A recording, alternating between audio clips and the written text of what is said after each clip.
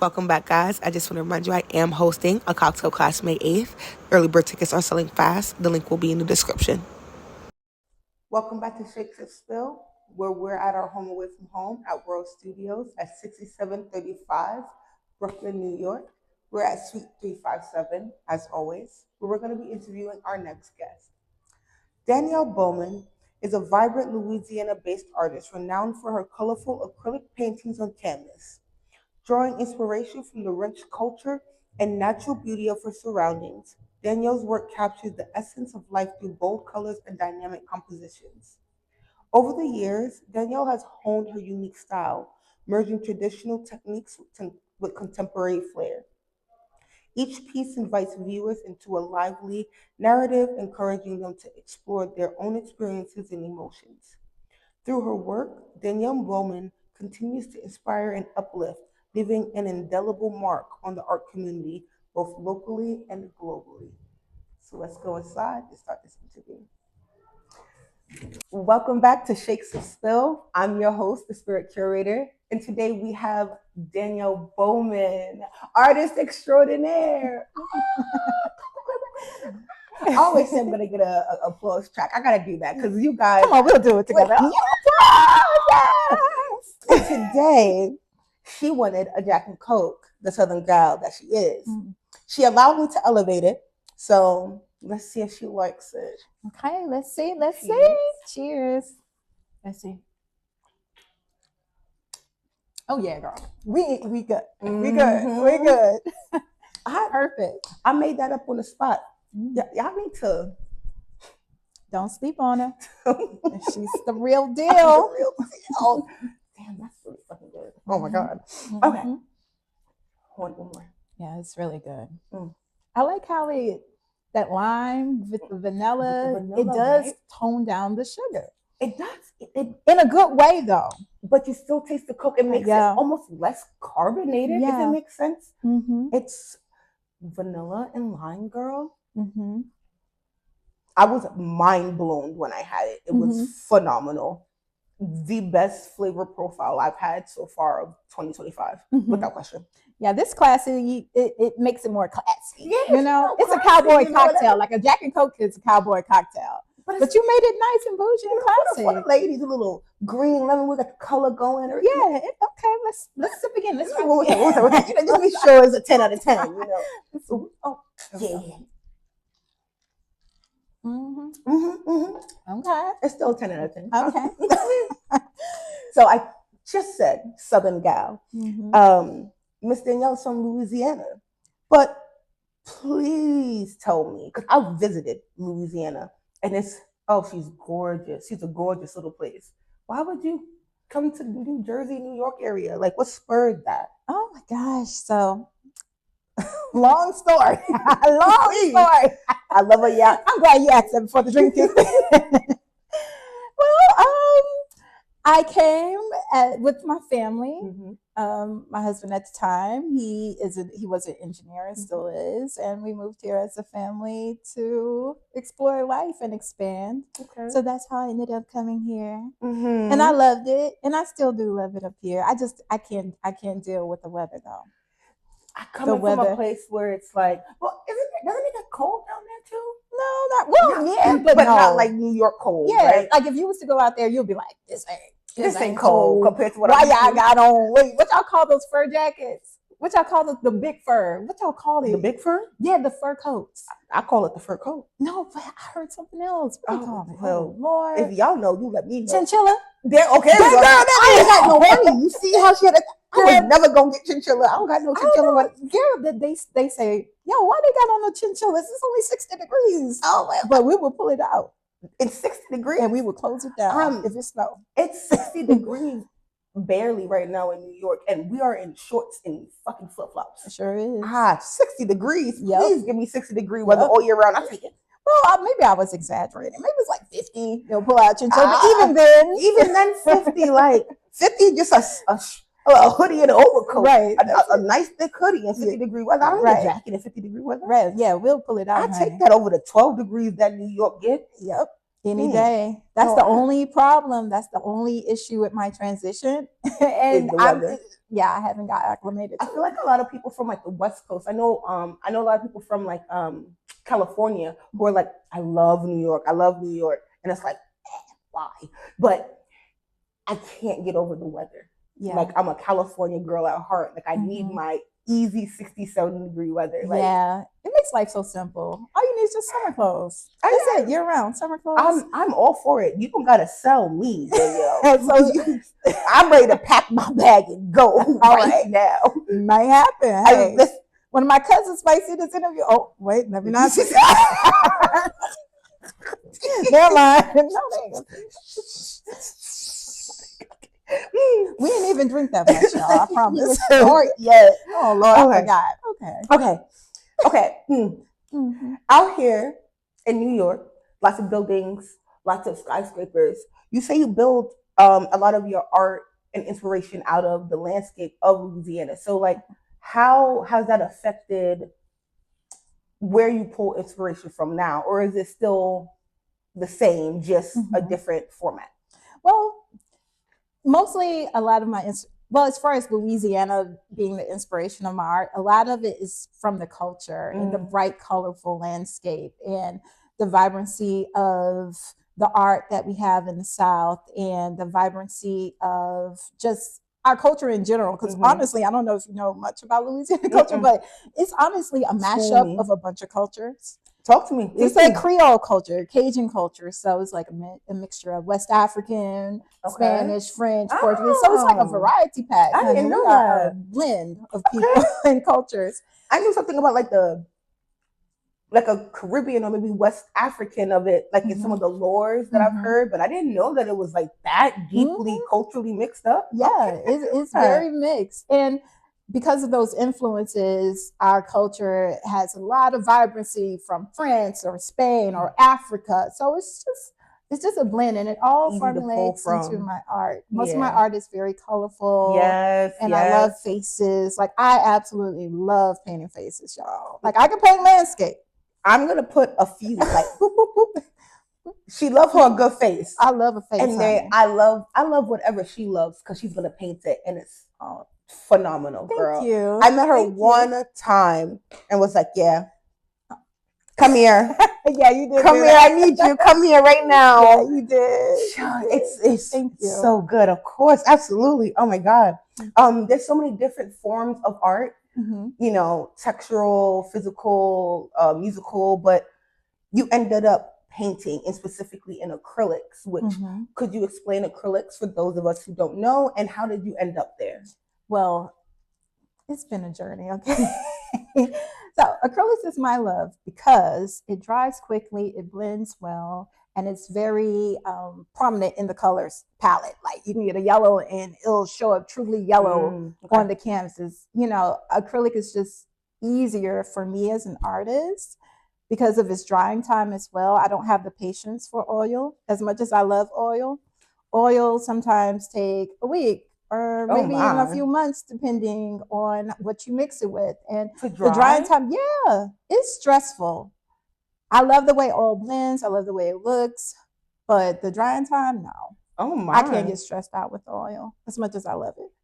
It will stress me out. Mr. G, I don't know. This is maybe the third time I'm gonna mention. Listen, I'm somebody who loves to give credit where credit is due. Mr. G taught me. He was like my art teacher in high school. He taught us a lot of stuff. We did like acrylics. We did oil. We did like the pencil shading and stuff like that. None of that was ever for me. Like I can draw. I'm artistic or whatever, but like being able to find the nuances of like the shading and the dark here and like this, I just couldn't do it. Let alone after finally doing it, having to wait a week for it to dry. Yeah, nah, absolutely not. Anybody got time? I want instant gratification. I can't do that one. Yeah, well, try acrylic. Yeah. Take like an hour to dry. I can do an hour. I can do my little sipper paints. And I be getting my little acrylics from like Joanne and that's my stores. That's home for me. See, you got Hobby Lobby though. I don't know. Is there Hobby Lobby? Oh my gosh, Hobby Lobby is my sanctuary. I gotta go there. I go there so like much. That. Yeah, I do little creative things. Hobby Lobby. I like Michael's. I love Joanne's, but Hobby Lobby. That's where it's at. Hobby Lobby. If y'all, all right, cool. All right. Note to self: Google Hobby Lobby in New Google York. it. I really haven't seen that many in New York. I think there's one in Queens. Okay. And Long Island. Oh, I haven't seen one in Brooklyn. Queens or Long Island. Those are two different things. Yeah. I don't know if it's worth the trip. Yeah, I don't got the money. Well, yes, it is. She said, "Hold on, Hobby Lobby. I ain't mean to disrespect you like that. I'm a dedicated girl. Hobby Lobby is never too far. Hobby Lobby, this is for you. For you, Hobby Lobby."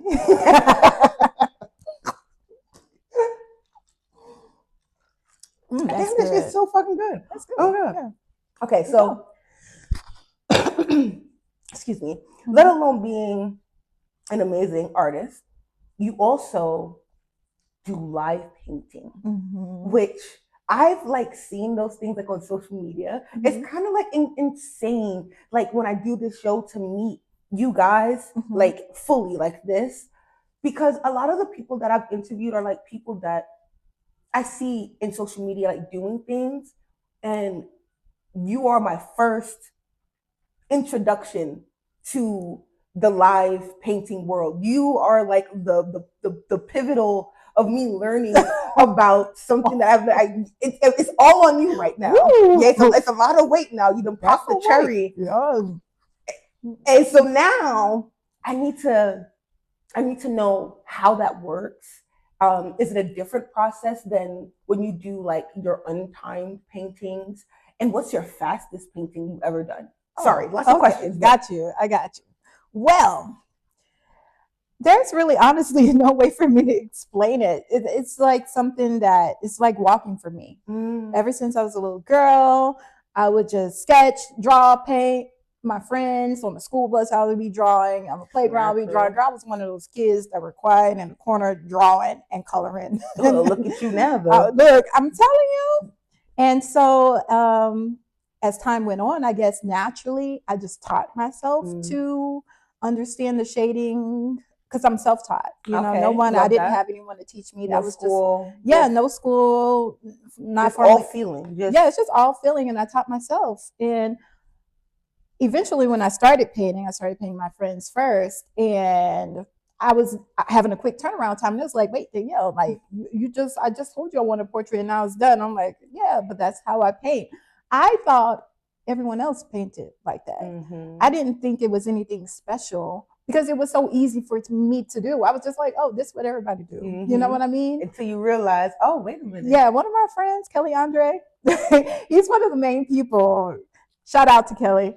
But he noticed, he recognized the talent in me. He was like, oh, no.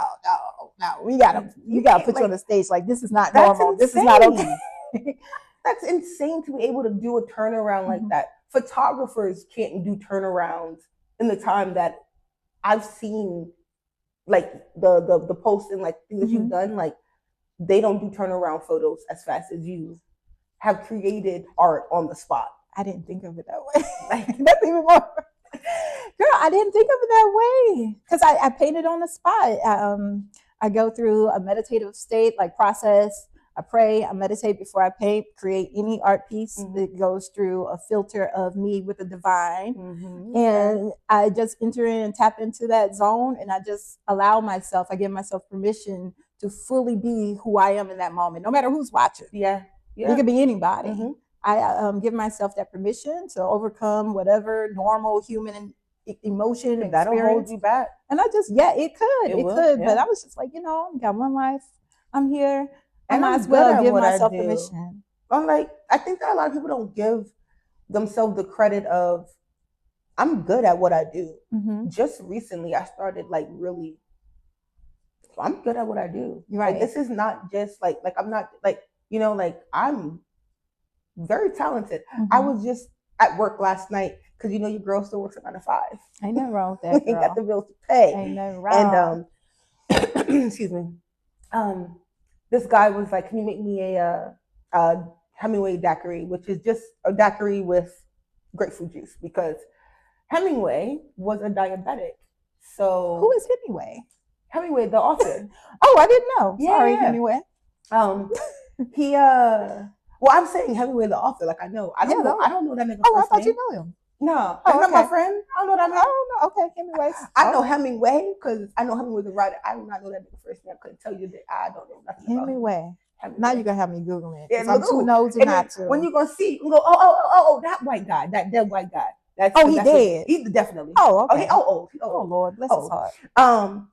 But yeah, he was diabetic, and so a daiquiri contains like a lot of simple syrup. So they kind of cut the simple syrup and replaced it with grapefruit juice, and he would sip it every day. I think it was like the New York hotel or some shit like that. My mind fails me, but he at one point he had drank 15 of them, and so they had named it the Hemingway, like 15 in one sitting. You researched this? Oh yeah, because I do cocktails. Girl, you is serious?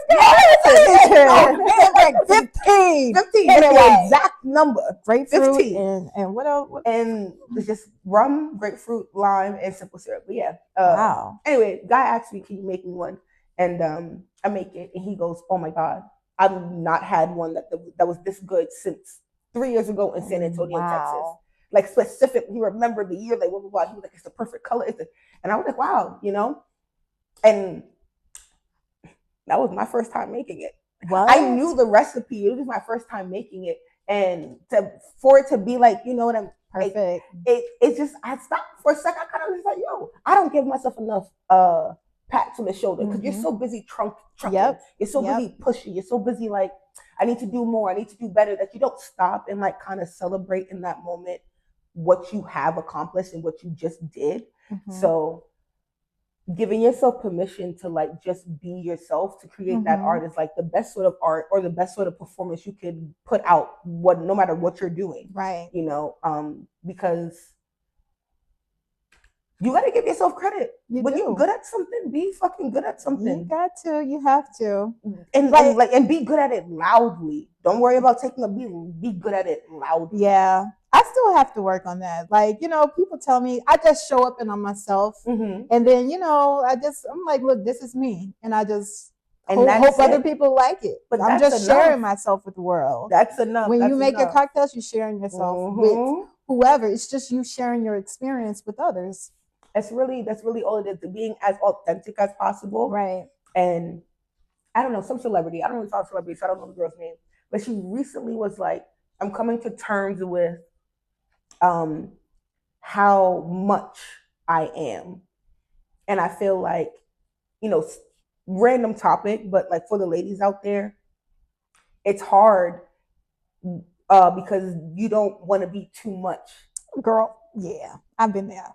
You know what I'm saying? So it's like, I've gotten to a point where it's like my muchness is never too much. That's just how much I am. Yes. And I'm allowed to take up as much room as my muchness needs space for. Exactly. Be yourself authentically through art, through yourself, through personality. Like we had one authentic connection, and like it's like, you know what I'm saying? Like you my cousin now. Hey, in the South, people like, yo, we vibe. That's family. Like I'm family. Yo. I get to go to somebody.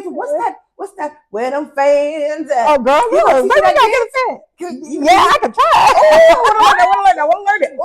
We're going to need 2 more of these before. Let me sit down. I got a liter of Jack.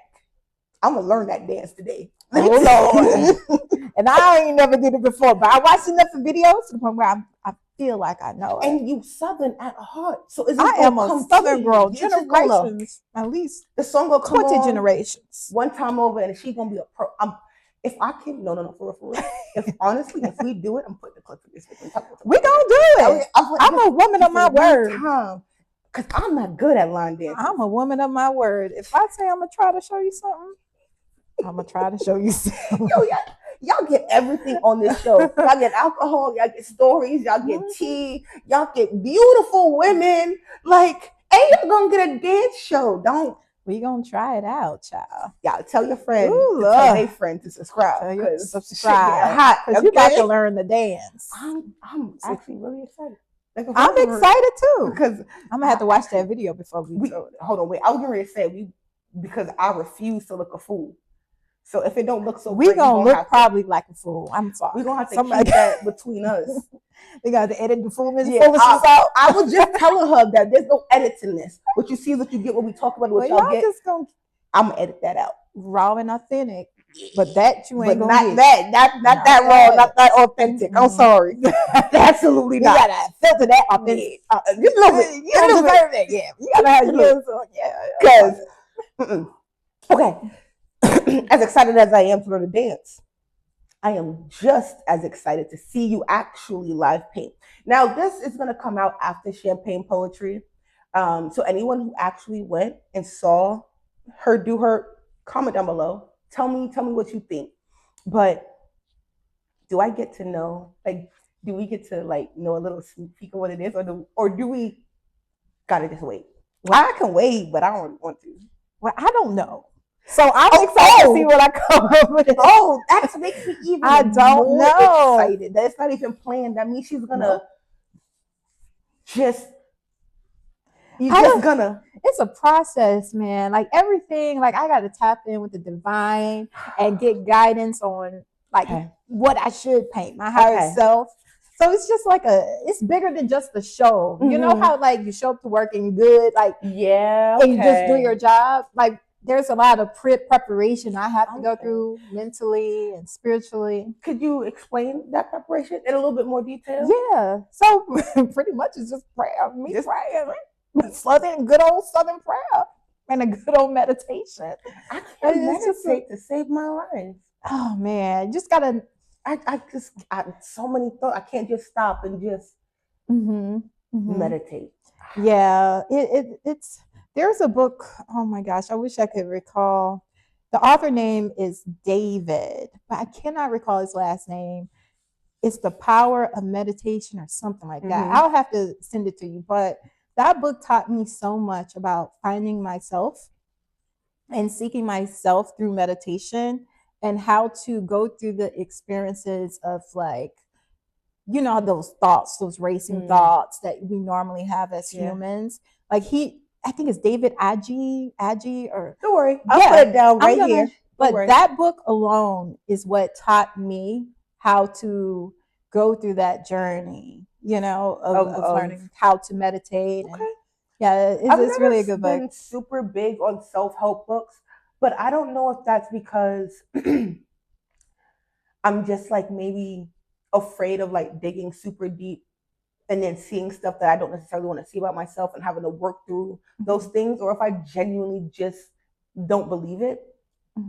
I really don't know. But as being 32, I've been feeling like I've been doing a lot more changing and a lot more openness and willingness to kind of like do things that I was dead set on like never doing. I'm not reading a self-help book. That's for like all of the negative sort of like connotation that went with it. So I'm open to it. I'm open to it. I don't know if I'm like open to like the 42 powers of like law. Yeah, I haven't read that one. I heard that one was good though. I don't know if I'm that deep yet, but I do think that meditation can really help me because my anxiety is through the roof. Yeah. It's bad. Yeah.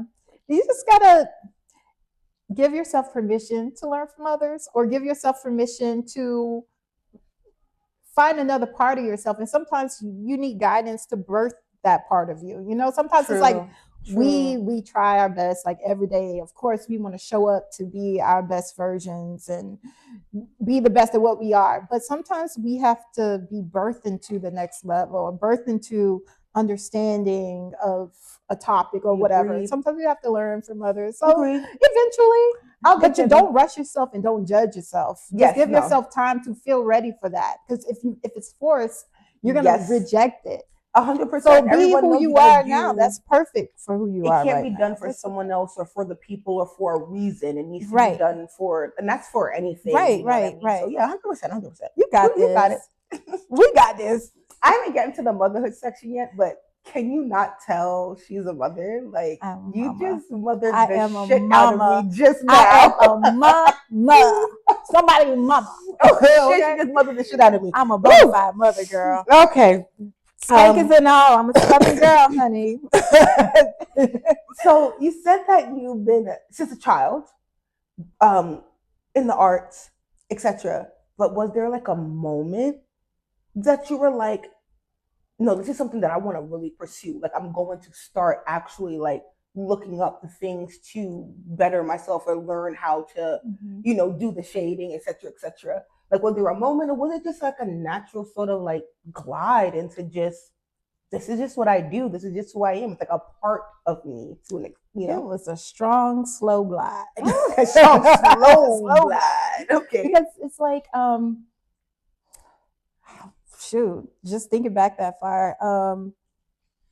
It was little nuggets of inspiration that I received from other people that guided me along the path. Because, I wasn't the most confident. I was a very shy child, very to myself.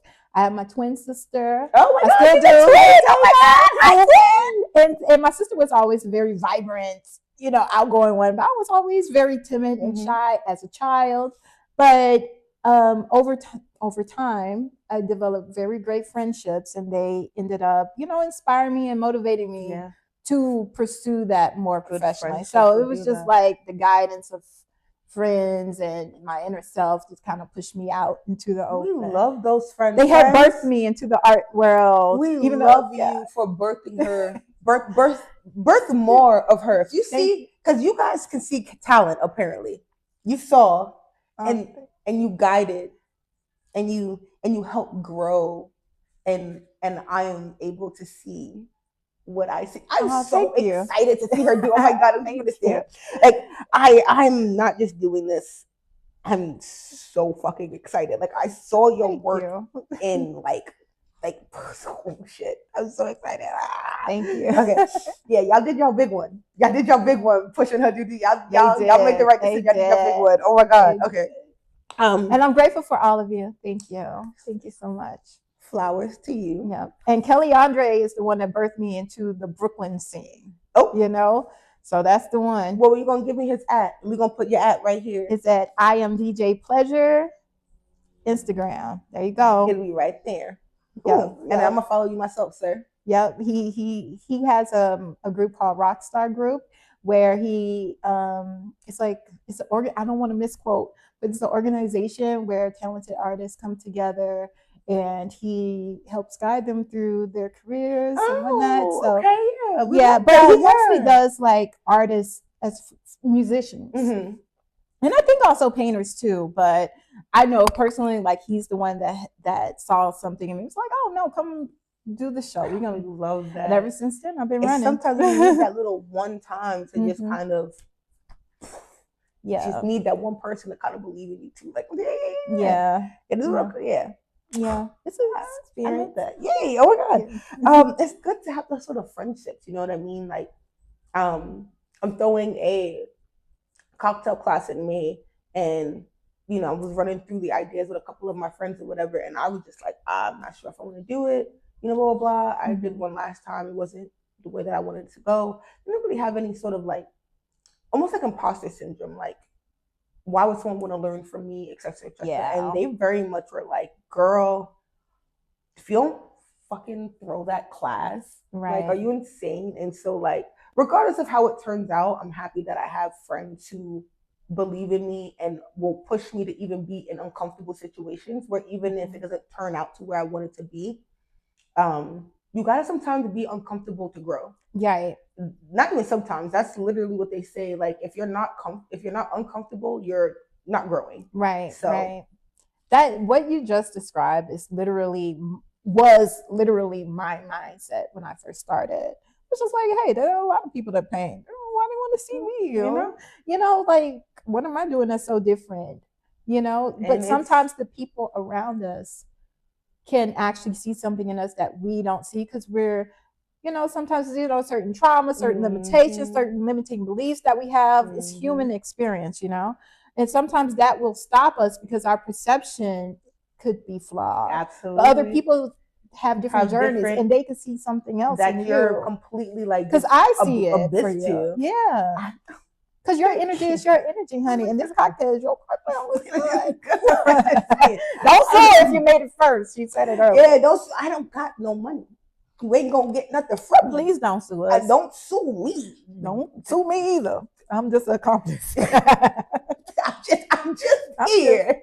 Just here. Two girls enjoying a cocktail. I feel like this. Hold on, wait. This tastes like if we was out on the lawn, on like lawn chairs and bathing suits, and it's hot. Yep. And we just got some fresh sweet and the sweet iced tea with the that's what it's giving. That's how I feel. I've been sitting like this whole time. I'm feeling very home, very what that girl cookout say? What don't she say? Swamp pussy? Oh, swamp pussy! I ain't never. I'm feeling very. That's a don't you say?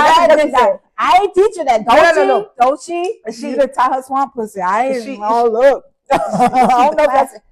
Classy Southern girl. I'm a Southern girl. No, she's from Florida. Jay, she's from Florida. I don't know about that. I think that's a different type of Southern pussy. From what I heard, like Florida Southern a little bit different. Yeah, different sort of Southern. Yeah. But we love you, don't you? It's giving. It's giving. You know. It's good. It's perfect. I wish I was outside. We got the little trees and the scenery. We got the music. We got the scenery. We got the sun. There we go. The chairs. We good. We vibe. We outside the inside. we outside the inside. We good. We good. Summertime. We're gonna be in Central Park.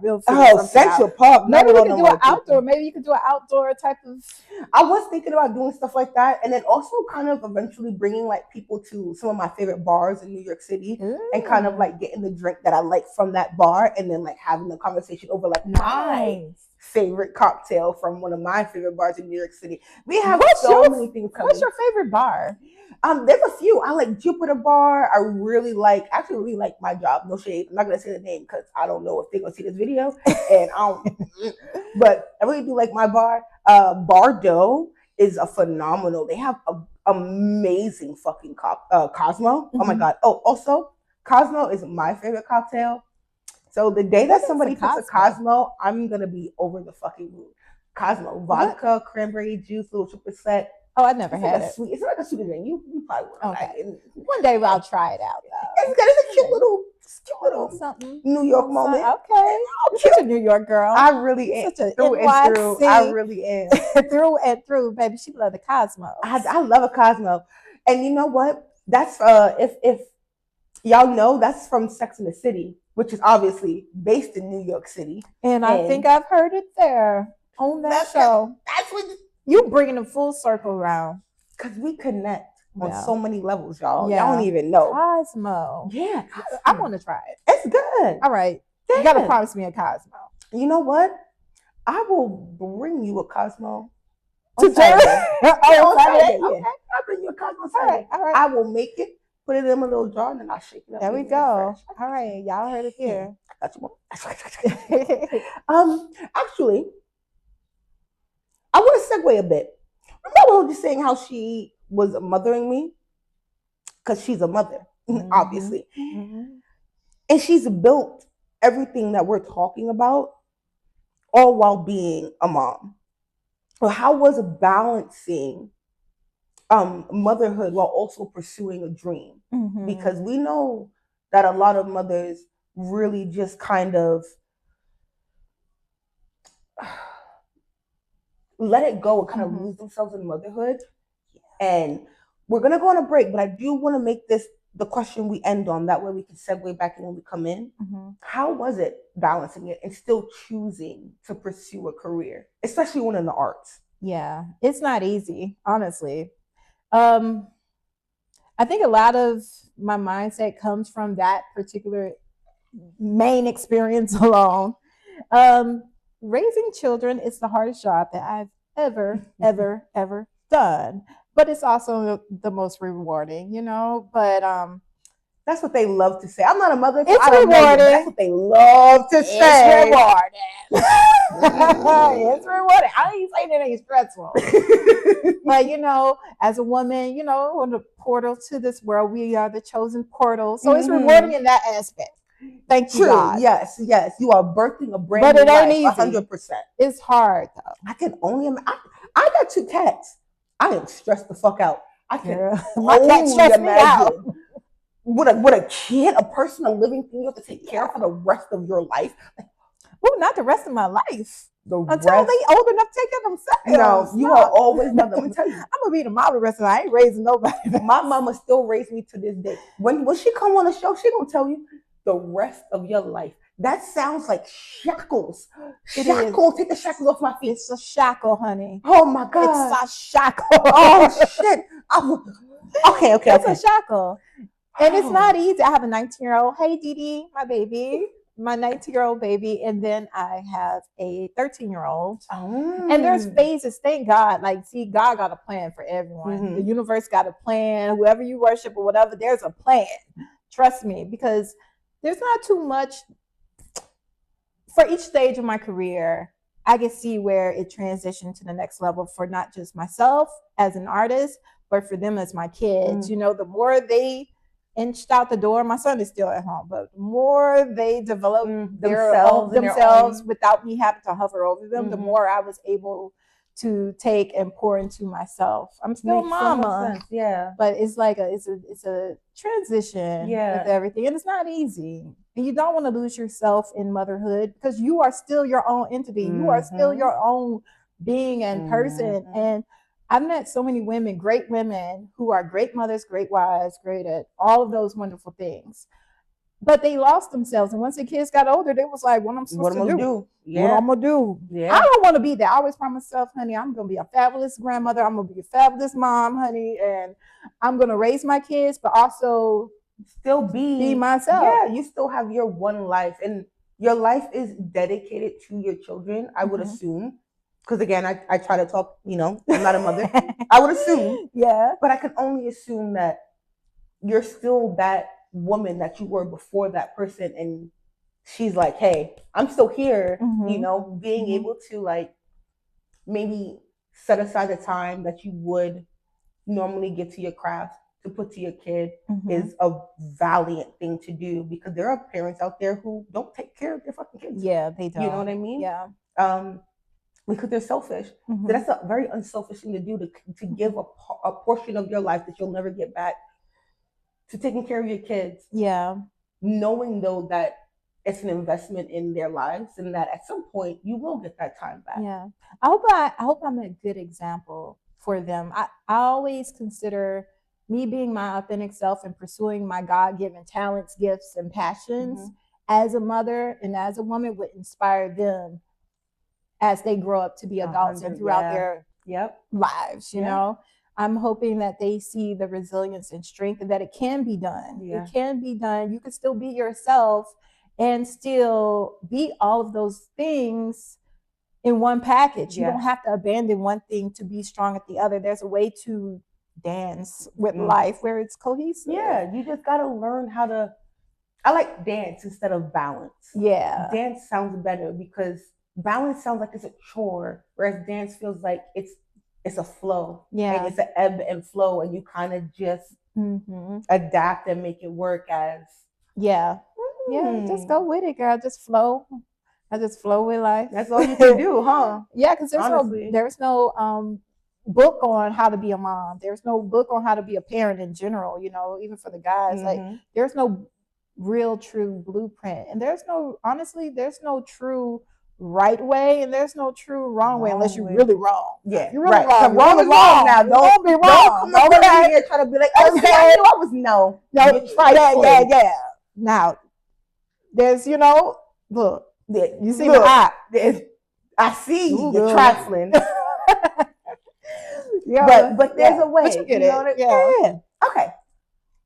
Well, we're back. We're going to take a quick little break. And we're going to learn more about motherhood and a little bit more about Danielle herself. So we're back. All right. We are back. We have full cups, as you already know is the routine. And we're going to continue to talk motherhood with Danielle. Okay. After a sip. Oh, I think I put more Jack in that one. Yeah, that's a bit strong. That was a little stronger than the first one. It's still perfect. We were just talking before the break about how motherhood is the most stressful job.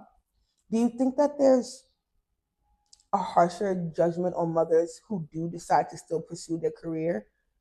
Absolutely. Because I know there's judgment on mothers regardless. They can't do right, they can't do wrong. But imagine me also wanting to live my life. Yeah. there is a harsher judgment.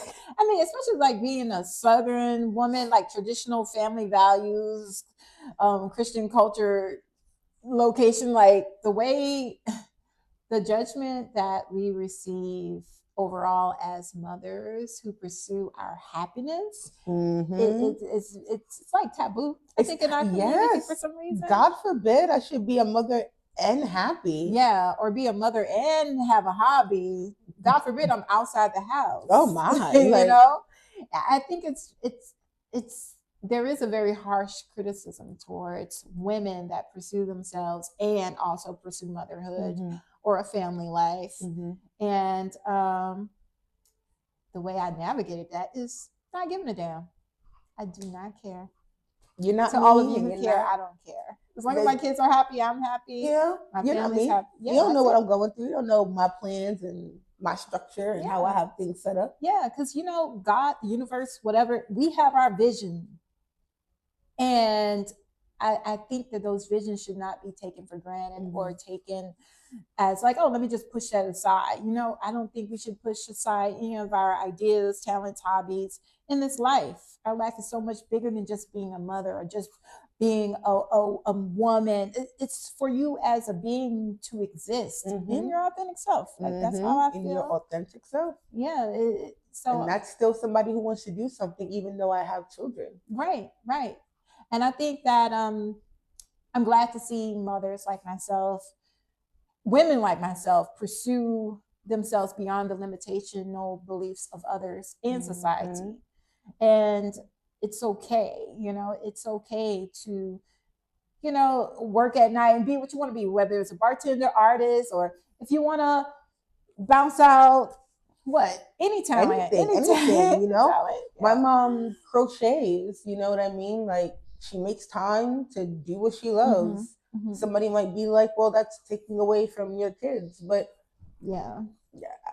what is it? I can't give from an empty cup if my cup doesn't have something to give from. Right. You know what I mean? I think that people think that mothers are this endless sort of source of, and that's just not how that works. I am a superhero they're superheroes when they become mothers. Yes, 100%. Any parent is a superhero when you become a parent, but that's still a false narrative. That's a saying. That's not a real thing. Right. There's a true lesson in being an example for others and your kids. I always want to be an example of not losing yourself and pursuing yourself despite whatever odds are against you, despite whatever people are against you. Like, you deep down inside, you know who you are and you know who you should be. And I think there's an example that children see in me. Well, my children in particular, they see in me as their mom. And I hope they take that and pass that along to my grandkids and their great grandkids. Yes. You can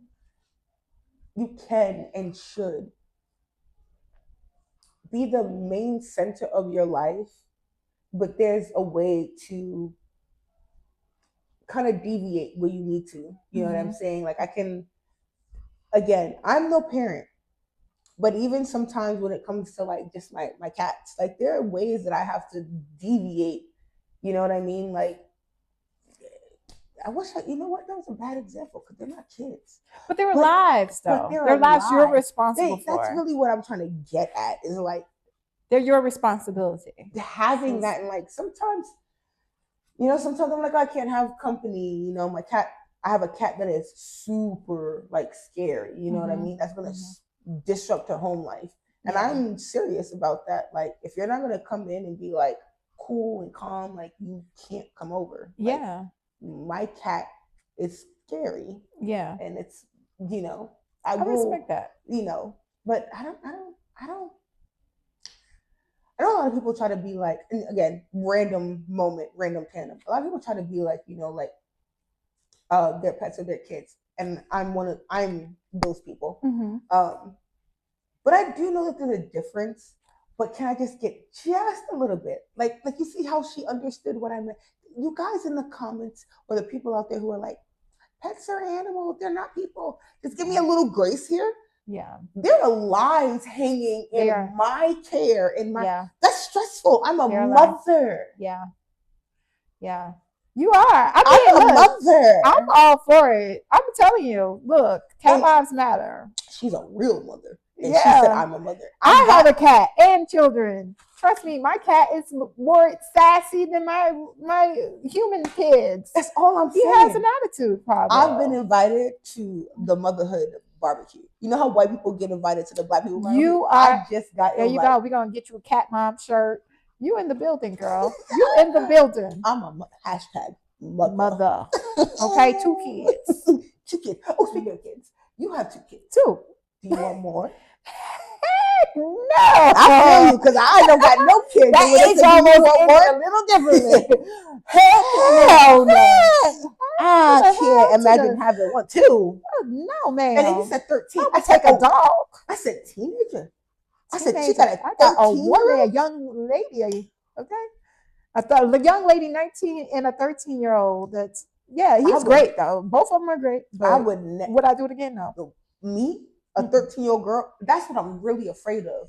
I don't know what's worse, having a girl because I was a girl and I know how fucking terrible I was, or a boy because y'all are disgusting. They're very nasty, and I don't know if I want to clean up after y'all with the crusty things when y'all get older and stuff. And look, I'm gonna tell you now. Y'all both sound terrible.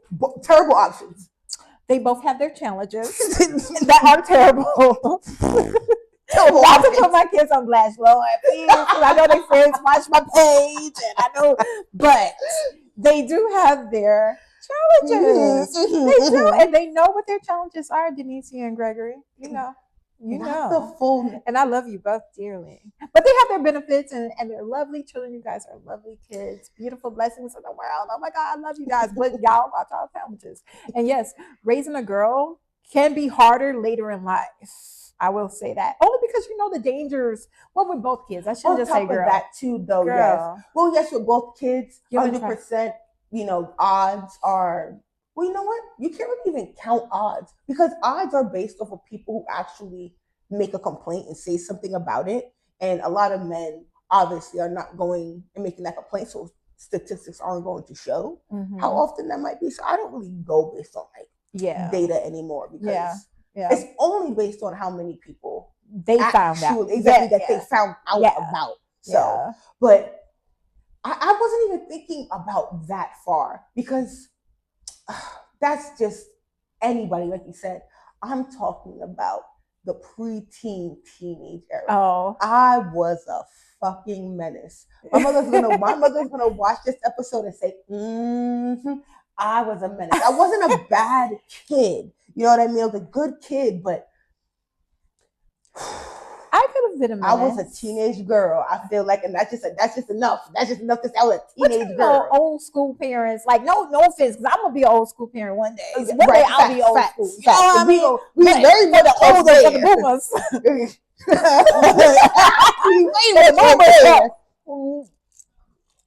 For the boomers, we could be a little bit more eccentric and too free with our ideas and thoughts, and it could be a challenge for them because sometimes it's hard to understand something that you don't.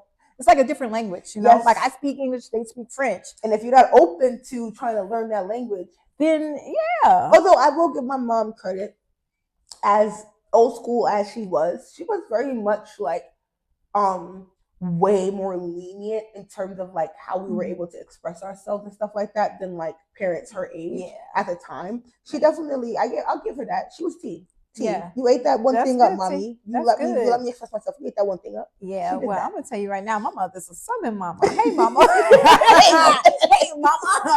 I was a good girl. I ain't did no wrong. I feel the fits. It wasn't that. Oh no! What if I did something wrong? There was consequences. Yeah, no, we used to hide stuff. Like my cousins. Lord, I ain't gonna say no names, but my cousins know who they are. Baby, look, we used to be under wraps. It was like a gang, okay? If I go gang, that's it. If I go, we go to the movies. We go to the movies. Don't you say nothing, because we pass the kids and stuff. Oh, you be deep. Well, I ain't no pastor kids, but I'm a pastor. I'm a granddaughter of a pastor. But either way, same thing. Same cousins are kids of the girl. Same look, thing. You don't say nothing. Same thing. It's gonna go to my grave, girls. Mama, some stuff. you raised a good Christian child. She didn't do nothing wrong. She waited until she was an adult to do all the things that adults should do. Look at this. There we go. I sure did. She sure. I sure And did. how do I know? I don't know, but she don't know. But she's a good. This is my cousin right here. Do you feel me? My cousin. That's how we used to do. And I'm gonna support her through and through. We gonna support each other till the end. She ain't did nothing wrong. Besties. And actually, with two siblings, do you have that sort of problem where they're in like cahoots? Oh no, girl, they would snitch each other out worse than girl. Look, put them on trial. They gonna tell the truth. See, me and my brothers for a little bit, we were like, but then I think the ages started to like separate enough where it was like, listen, everyone for themselves. And we also got a little older where it was like, listen, that whooping ain't worth it. Yeah, nah. You getting whooped. I'm not getting whooped. Yeah, nah. Maybe I don't spank my kids enough because I tried gentle parenting. Oh. I ain't saying I didn't spank, but for the most part, gentle parenting, don't do it. Advice to any new moms, don't do gentle parenting. Just be a little bit gentle. Just a little. So all of you know what? I was about to say a color. We Black women. We can speak freely. I don't want it. We ain't on no slave plantation. All of those. Because I was going to specify white, palm colors. But then I was like, a lot of the Asians is getting into the gentle parenting too. Like Indians, they didn't even play that. No, they don't play that. You become a lawyer, you become a doctor. There's none of that. They ain't no option. And the Blacks. Yeah. Very much so on the gentle parenting. Although it is coming around. It's coming around. A little bit, but I don't know how well that's working. Because I see gentle some kids, parenting not finna work on me. Yeah. It didn't work on me. Yeah, I see some kids, I'd be like, baby, you don't even need gentle parenting. You need a gentle hand on your ass. Not so gentle. Not so gentle. Thank you for the correction. Because it's too much. Like, I'd be like, Lord, why are y'all running around? Why are you cussing like that? What is up with you? Like, what's going on to where your life is that detrimental at 7 to where you got to cuss like a sailor? What? Like a sailor? Like, that might be a southern twang. The temper tantrums, the screaming, the hitting. I've never seen so many videos of children talking back to them.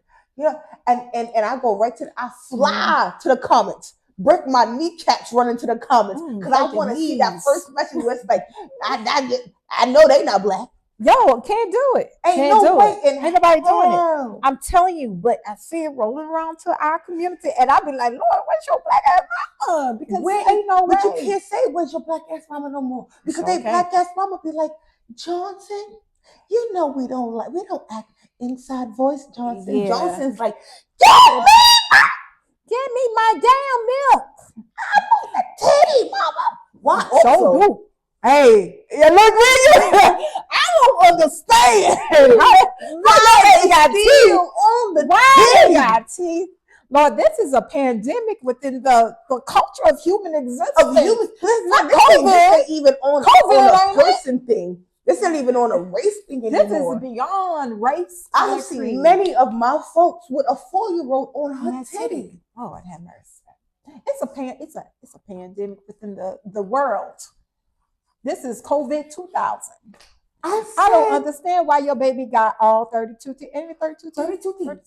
32. Why you got all 32 teeth? You talking back, you fussing, fighting, and think you gonna get on my teeth?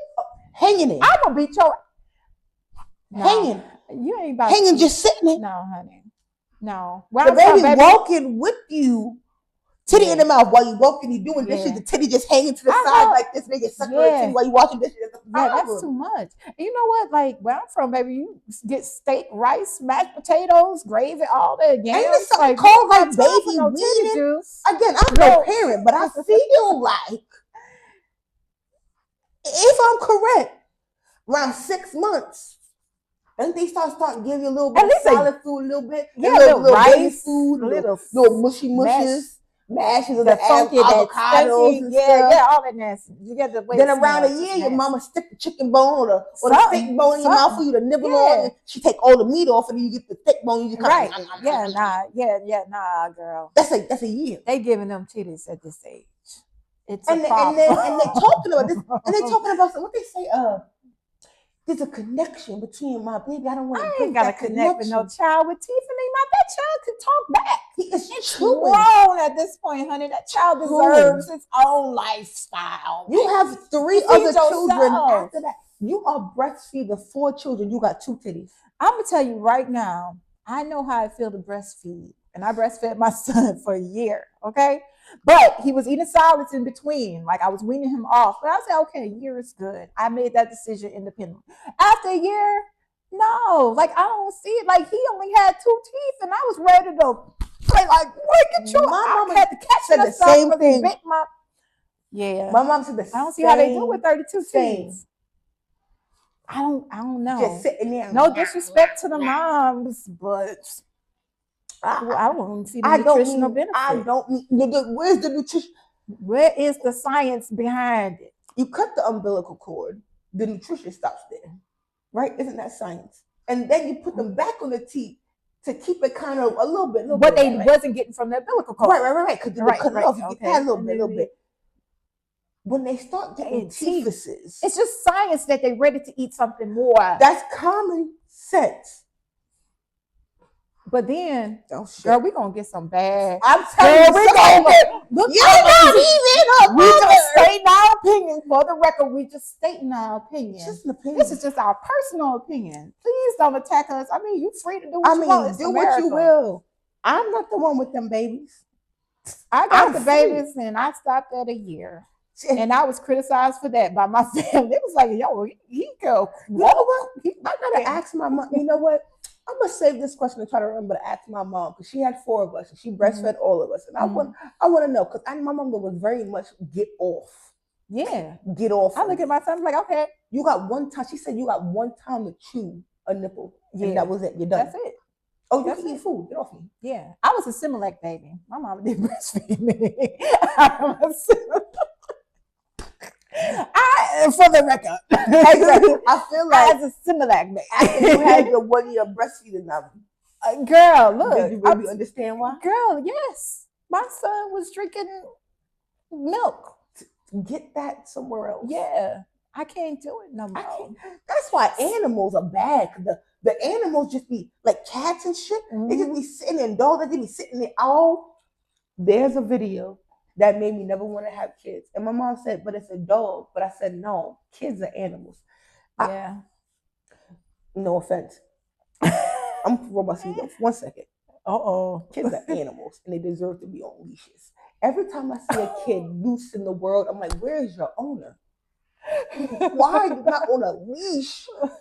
There's no cages. What's happening? Why are you free in the world? Because I just feel like they're animals. Oh, Lord. I'm going to find that video and I'm going to insert it here. It was a Dalmatian and he is on his mother's tit and he is like, see? And what that mama did? She laid right there. Oh, she laid there? Oh, that's so sad. That's trauma. She's been traumatized. She's been beat down so much by the nipple biting that she just said. See, I couldn't do that. That dog got more strength than me. We commend that Dalmatian for her strength and her bravery as a mother because I couldn't do it. He was gnawing like this. I'm going to show you the video. Oh, yeah. I'm going to show you the video. I couldn't do it. That dog's stronger than me, girl. Tearing that nipple up. Yeah, no. No. I said he, right? Which is also a good segue. Because the next question, you have 2 kids, one boy, one girl. For those parents or like mothers, single mothers, married mothers, whatever, you have a son. How confident are you in how you raised your son? And are there any like sort of like tidbits? Because we can talk about girls all day, but one of the biggest things I like to hear is like you can't raise a man without a man in his life. You know, like a mother alone cannot raise it. And obviously you're not alone. But how do you feel? Like how confident in the son you raised at 19? You know? Oh, well, he's 13. It's the other way around. Yes, the other way around. Yeah, my daughter's my big girl. Mine's my big baby, but my son's still a baby. I was thinking the girl's 13. That's what I'm like, my baby girl's a big girl, but she's past that. Yeah, she's a young lady. Okay. But my son, I feel like he got to be good. I did good. With both my kids, I encourage them to pursue their happiness and their talents. I feed into that. I support them fully with that. And he's fully immersed into his gifts. Is that the one that was passionate. here? Yeah, the tall one. He's like 6'2". Now I need you to understand. I need you to understand why I thought he was the 19-year-old. Yeah. The boy's 7'5". Yeah, he's tall. 7'5". I did 18. You know, when she said it, I was like, oh, obviously he's the 19-year-old. I didn't even question it. Yeah. Holy. Yeah, fuck. He's tall. He is extremely tall. Holy. And I'm watching the girls like this. You know the girls. All the girls. I got my eyes on you. He has a sister too. 19. See, now I got the numbers right. 19. That's not a number to play with. Not with a 13-year-old brother. You better watch your back. Yeah. Watch your back. Yeah. He a young boy. Yeah. But I feel good. Like, you know, he had a good lifestyle where I'm a Southern mom and his dad is Haitian, but he grew up partially in Louisiana, partially in New York. So he has a good balance of like Southern culture and New York culture and experience to where I feel like, you know, he's good. He's good. I'm really excited for both of them, you know. Yeah, you know. Is it harder to raise a boy than it was a girl? It's hard with both because my daughter, she's a young, beautiful Black queen and in this world, and it's just like there's challenges with that. But then as a young Black man, there's challenges with that. And so I see the stressors and I feel the stressors for both, not even just my kids, just for all Black kids, you know. But I know the dangers that are out there, and I think like, oh, what if this, what if that? I was a police officer. This tidbit, before I moved here, I served police as a police officer in Louisiana. Look, that's a whole nother, but I did that for a while. So I was exposed to a lot of life. I was exposed to a lot of real ass experiences. Yeah. And I look at my kids and I'm just like, but that's, you just kind of try to throw that in there. Like, I know. Like it was nothing, but people would never guess. Like what? There's another layer to me, girl. Oh my God. Wait. A whole nother layer. Hold on. You know, I'm going to show her afterwards, but I'm going to put the clip in. Has anyone ever seen Station 19? If anyone's watched Station 19, she looks just like the lieutenant. She was fine as fuck too. Wait, open the clip in right next to Danielle's face. I want to tell you, she looks just like Natasha. Holy shit, I'm going to show you the clip. Okay, you got to. Oh my God. Yeah. Like, not just like, because people hate when I say that. I don't mean just like, but very my twin sister's gonna be like, my twin gonna be like, what you mean? Very reminiscent of. But oh my God, yes. But yeah, oh my God, wow. Can we just sidebar for 2 seconds? Like, what the fuck was life like? It was, girl. So I don't know if anybody remembers, but during the Alton Sterling situation, I was working law enforcement during that time. Years before that, and there was a lot that I've seen, you know, a lot of people being arrested because of the color of their skin, a lot of Southern culture, the not so good part of Southern culture. I got to witness that, not just as a citizen, but in law enforcement as well, and seeing the other side of Southern culture, more organized. More organized. Not to, you know, not to expose anyone, but the truth is the truth. And so, so I've seen a lot, and I look at my son, I'm like, be aware of this, be aware of that. So I was able not to just be a mother, but in the sense of nurturing, but I was able to be like, look, son, look, girl, look, baby, this is what you guys need to be aware of, and this is what you need to pay attention to. Of course, it got on my nerves. But it got on my nerves having to say it over and over. Excuse me, until they get to that point where, God forbid, but they'll be prepared. You know what I'm saying? Like, they'll be prepared.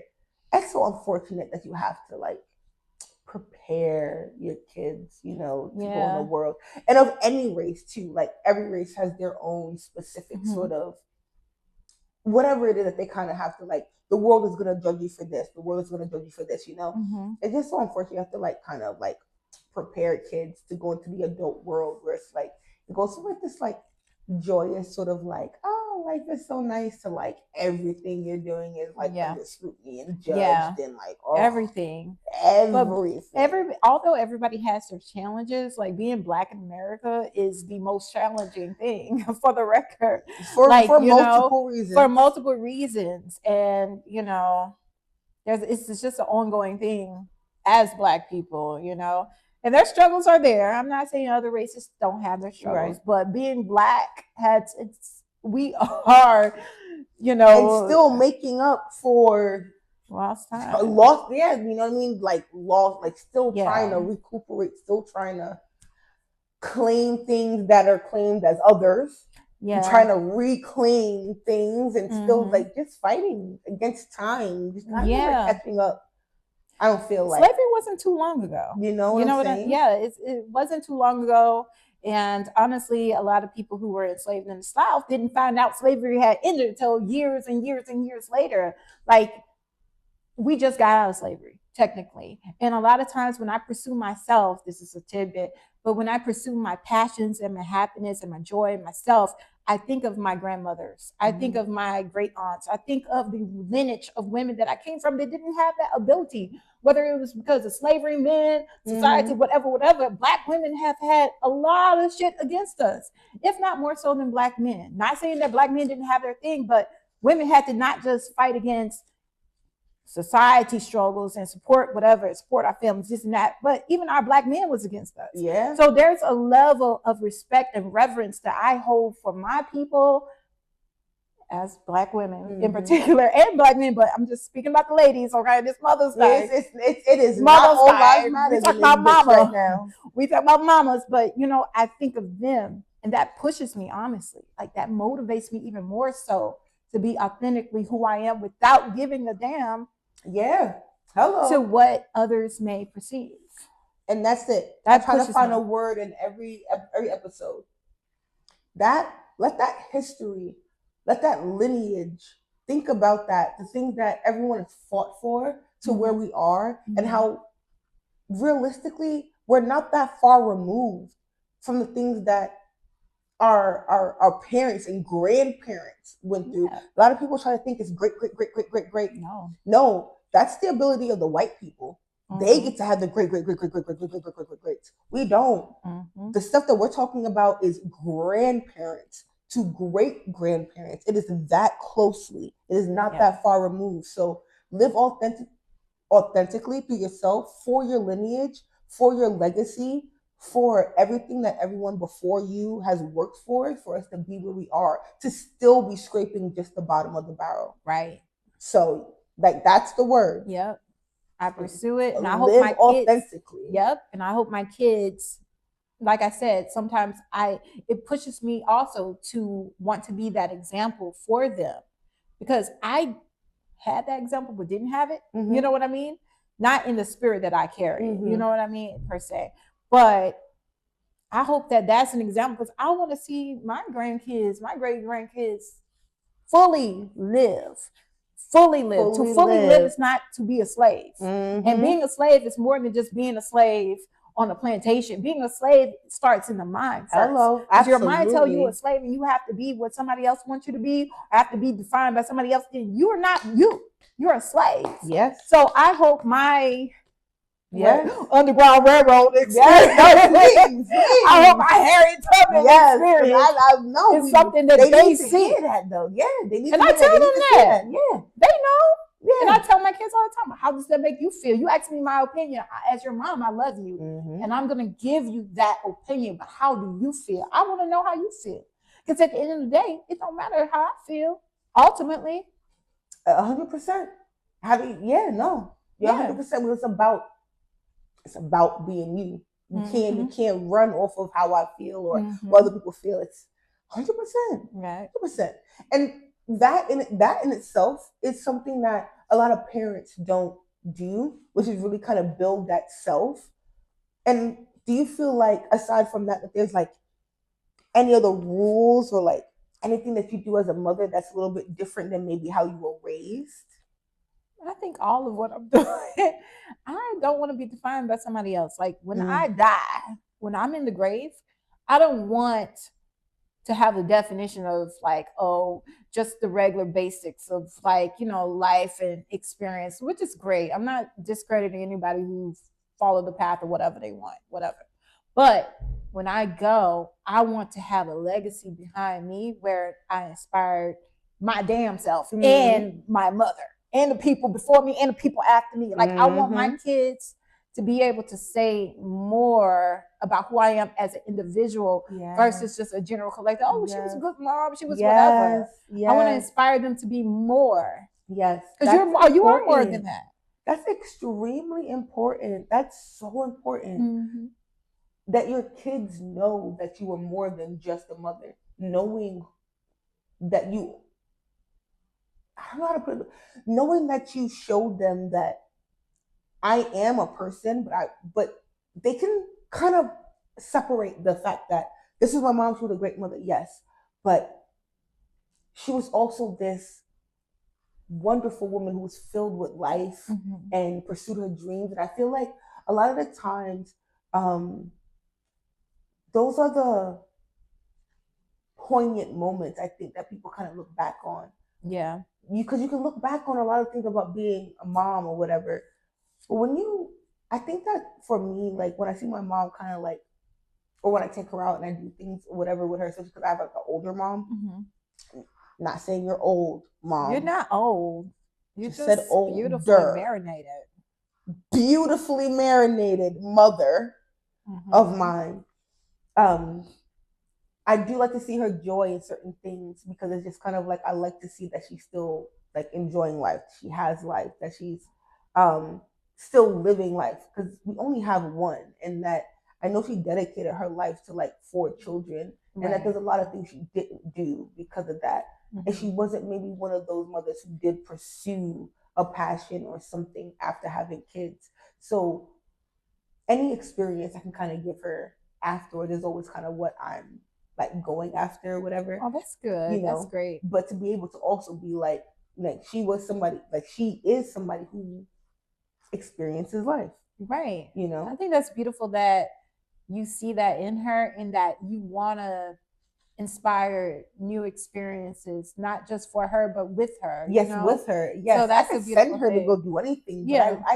I enjoy bringing my mom places and being like, this is my mom. Like, I love introducing people to my mother. Yeah. She got a mouth on her. And when you guys see her during the Mother Day, you're going to know. But I love introducing my mom to like every job I've ever gone to. I'm always like, yeah, you got to come. Like, I love introducing my mom. That's beautiful. Like, my daughter I hope both my kids do that. Yeah. It took a while though. Because she annoying as fuck. Yeah, mama. But I'm sure I'm annoying. It's fun. Took a little bit. I am 32. And I mean, all moms are annoying at some point. But yeah, no. It's a process. It's a beautiful journey. We're at our time limit, and we do want to get the trivia. So I'm going to get one more question out of Danielle. Do you have any advice for new mothers or mothers who maybe feel overwhelmed, stressed, and not even just like because they want to pursue a path. Maybe they're stay-at-home moms and their passion is to be at home and be a homemaker, which is completely okay. You're not less if you decide to pursue a career, and you're not less if you decide to stay at home and create that home for your children.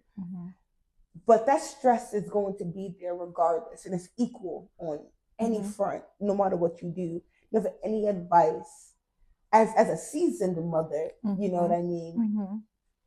Like how to, I won't say handle it because everyone handles their own way, but just kind of like maybe some tricks, any advice on when they're overwhelmed, and just kind of like, a good word for the mothers out there. Yeah, well, my advice is very simple, honestly. I don't really have a complex answer, but my advice is to be in pursuit of your happiness.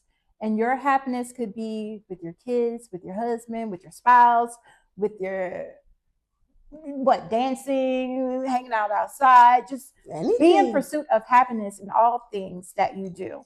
And if you're not happy, you need to question why you're not happy. And if you're not happy being at home, just being stuck with kids, think of how you can make that a happy experience for yourself. Because if you're not solid with you, then you're not going to be able to be solid with nobody. Mm-hmm. And you're going to be miserable. So my advice is that.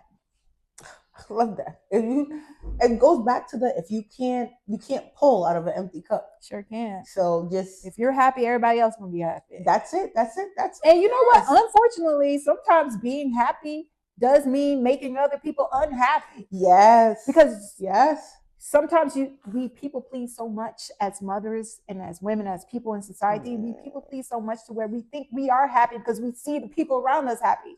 But you're not happy. You're not. And you're giving too much. Yes. Oh my God. Mm-hmm. I'm gonna write a book because that's a whole 30-minute conversation right there. Let me fucking tell you. Mm-hmm. Oh my. Okay. Yes. Also, I always like to end an episode like this. What's your least favorite alcohol? Tequila. Oh, it's tequila. I hate tequila. Man. Every dog I know named tequila I didn't like. Every woman, every person I know named tequila I questioned. Every drink I drank of tequila almost killed me because I'm allergic to it. Tequila almost killed me. I know some people are actually allergic to it. I just don't like that. I'm allergic. It's nasty, but oh my. Yeah, that's how y'all check.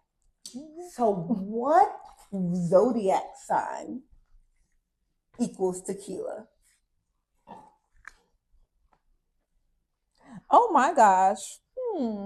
What zodiac sign do I least like then? Let me see. Ooh. But it's variations, okay? Mm-hmm. Ooh, girl. Ooh, should I say it's gonna expose my connection? Ooh, Lord. Can I plead the fifth? Ooh, girl, that's ooh. So my thing is every zodiac sign has its strengths. Mm-hmm. Every zodiac sign's got its weaknesses. There's some tequila in Scorpio. There's some tequila in Gemini. There's some tequila in who else? But who has the most tequila? Shit, it's a time between those two. I love my baby girl Gemini, honey, and let me tell you something. She is fantastic. I'm talking about just certain Gemini and what was the other Scorpio. They both have tequila in variation. Ooh. What's your sign? Yeah. I'm a Leo. Oh, wow. I'm a Leo, honey. My sun is in Leo, my Venus is in Leo, my Mars and my Mercury, everything is Leo. I'm an Aquarius. Apparently. My daddy's an Aquarius. I love Aquarius. Wait. Get the fuck out of town. You say your dad was an Aquarius? Yeah. My dad was a Leo. Oh my God. How ironic is that? Wow. Holy shit. What sign is your mama? Well, it's a Taurus. Oh, my mama Gemini. Ooh. Well, she's beautiful. Oh my God. Wow. Yeah. Yeah. So I'm telling you, when the body know, it's like kismet, like serendipity. Yeah, I know. Wow. And shout out to you, Daddy. How are you? My daddy Aquarius. I was my daddy. I was talking to your daddy. Oh, I was saying Aquarius. Oh yeah, Aquarius is me and the other daddy. All the daddies. All the Leo and Aquarius daddy. Girl, you not sure your ring? The jack done stole my earring. It done stole your. Oh, there you go. All right. Well, it's kicking in for me, girl. I couldn't find nothing. It's what we're gonna do. We're gonna take the other one off, right? I tried to help. And y'all didn't see that. I never even was wearing earrings the whole episode. No, you didn't. What is you talking about? I didn't see it. Not one bit. Not one. All right, cuz. All right. We ain't seen nothing. Cuz family. All right. Let's go. Trivia. Now, I already warned her. I'm so nervous about this trivia. Now, you see? What did I say? There's someone behind the camera, and this one right here. Listen, I have to pick wisely. I tell everybody that before we get to this portion, they're like, okay, sure, yeah. Trivia, sure, yeah, no problem. And now it's every time I pull out the trivia, if you watch every episode, trepidation. Everybody's nervous. But you knew about this for 45 minutes. Sure did. I'm still nervous. Still nervous. So. I don't know nothing but what I was told. And what I was told was that it's a challenge. And watch yourself. The man behind the camera said it's a challenge. And I said the house almost always wins. We are, maybe, I don't even know how many episodes down right now. And so far, only one person has won. So I couldn't pick one of each. Nope, not one of each. Oh. Just one. As usual, the topics are rock and pop, people and places, TV and film, science and nature, fun and games, past and present. You look that over real quick. Pick one of the 6 for me. Well, both of my children, this is a Mother's Day thing. Both of my kids are fans of rock and pop. Ooh, my son is a fan of science and nature. My daughter may be a fun and games. I'm gonna pick rock and pop because I know both of them love rock and pop. Okay. I've heard enough of Red Hot Chili Peppers and Britney Spears, even though Britney's my generation. Okay. I really oh my gosh. Why is this here? Oh, that's okay. You get 60 seconds. Oh, you actually checking. Oh, yeah. You're going to get 60 seconds once I read the first question, and you'll get 1 bonus question because a lot of the times I like to ooh and ah and So I owe you 1 bonus question, you know? Okay. Ready? Yes. All right. Who was the best-selling recording artist in the USA between 2000 and 2009? Girl, Beyonce. No. If you don't know, you can pass. Girl.